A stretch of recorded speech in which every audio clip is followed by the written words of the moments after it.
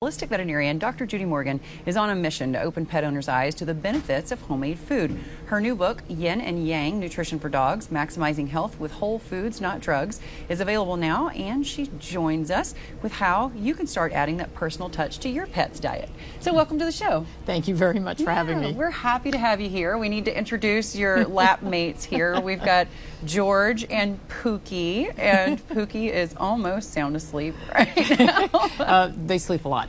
She's not super excited about a television appearance today. She says I'm a star. Yes, absolutely. Well, that calm nature of hers probably has a little bit to do with the nutrition that she eats. So, so let's start off with, you've been a veterinarian now for many years. 34 years. And after a while, it just kind of, you started to see a trend here in how we were over-medicating and not underfeeding, but under-nutritioning.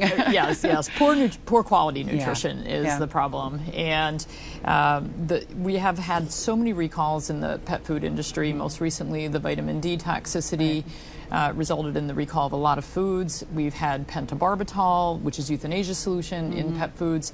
And so by making your own food, you control the quality of the ingredients, and if you can afford grass-fed, organic, free-range, great. If you can't, you still at least know what's going in there, and you can avoid the toxins. Right.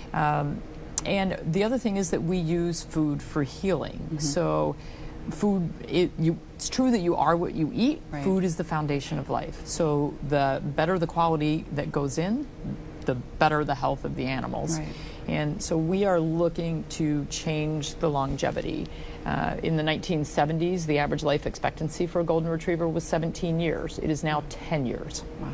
And a lot of that has to do with the overuse of chemicals and the poor quality nutrition. Pet food has changed a lot over the past few decades, and not for the better necessarily, although we are seeing a huge trend toward using human-grade ingredients and moving toward better nutrition for them, thankfully. Yeah, and you have a term that I think you've coined, food therapy. Tell me about that. Well, I did not coin that, actually. No. So that is a traditional Chinese veterinary medicine, food therapy, and I'm actually certified in veterinary food therapy. And so everything that we eat has an effect on the body. So if you can think about it, if you eat a spicy food, it'll add heat to your body. You'll sweat. Yeah. And for us, sweating is a way to cool off. For these guys, if we gave them something hot and spicy or energetically warming, it would make them pant and be uncomfortable. The reverse of that is if we have animals that have chronic inflammatory diseases that make them hot, make them pant, make them seek out the cold tile floors, they want to go sit outside in the snow, we can actually feed foods that will help cool down the body from the inside so that they're not struggling all the time. Right. So if people are going to be feeding or cooking for their pets, we've got about a minute left in this segment. Tell me about some of the ones that obviously they need to avoid, and then we can talk about the ones that we encourage in the next segment. Okay, so grapes, raisins, onions, chocolate, caffeine, alcohol, raw bread dough, yeast products, anything with xylitol, very toxic for our pets. Right. There is a very comprehensive list of this too on the ASPCA website, just in case if anybody is wanting the entire list of that. ASPCA has all of that. And like I said, we are going to have you stick around. We're going to do actually a little cooking and kind of give some examples of some foods that you can feed. And I just want to say, with everything, always talk with your own veterinarian, about making it complete and balanced and all that. And and we'll be right back. So everybody stick around. Dr. Judy is going to stick around with us to show us how to prepare a homemade meal that your pet is sure to love.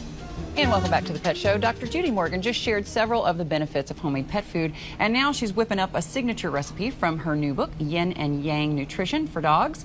So we are going to go just immediately into this. We've got our little French chefs here. They're the chefs as well as the taste testers. All right, so tell me where to get started. We're going to do a little recipe. So we're making a cooling recipe for those dogs that are too hot and panting. So these foods will help cool them down. So we have a pound of ground pork. Okay. And we can do without that. All right. Okay, we have a half cup of cooked barley. Okay. And barley is cooling and draining. It helps with the kidneys. And this is kale. Kale is a wonderful superfood. It's dark leafy green, which is really good for liver health. So we've got about 2 ounces of that ground up. This is 2 ounces of liver, chicken liver, that we ground up. That gives us some really good vitamin A, vitamin D that's not found in the muscle meat. Okay. And then we have butternut squash. There's 4 ounces of squash that we've ground up. Yum. Yum, yum. So I like to color the rainbow when I make my recipes. This is a very colorful recipe. Because that gives us all of our vitamins that we want. This is ground asparagus, so there's 2 ounces of asparagus. Again, excellent for the kidneys. And then we're going to crack 2 eggs in there. All right. All right.